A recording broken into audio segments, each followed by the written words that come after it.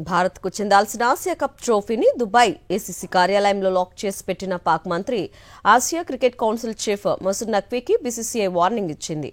ట్రోఫీని తిరిగివ్వని పక్షంలో ఐసీసీకి ఫిర్యాదు చేస్తామని హెచ్చరించింది. ఈ మేరకు నఖ్వీకి ఈమెయిల్ చేసింది. ఆయన వైపు నుంచి ఎటువంటి స్పందన రాకపోతే ఈ విషయాన్ని ఐసీసీకి తెలియజేస్తామని బోర్డు కార్యదర్శి దేవజ్జిత్ సైకియా తెలిపారు.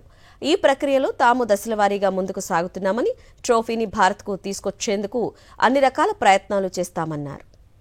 భారత్కు చెందాల్సిన ఆసియా కప్ ట్రోఫీని దుబాయ్ ఏసీసీ కార్యాలయంలో లాక్ చేసి పెట్టిన పాక్ మంత్రి Asia cricket council chief Masood నఖ్వీకి బీసీసీఐ వార్నింగ్ ఇచ్చింది. ట్రోఫీని తిరిగివ్వని పక్షంలో ఐసీసీకి ఫిర్యాదు చేస్తామని హెచ్చరించింది.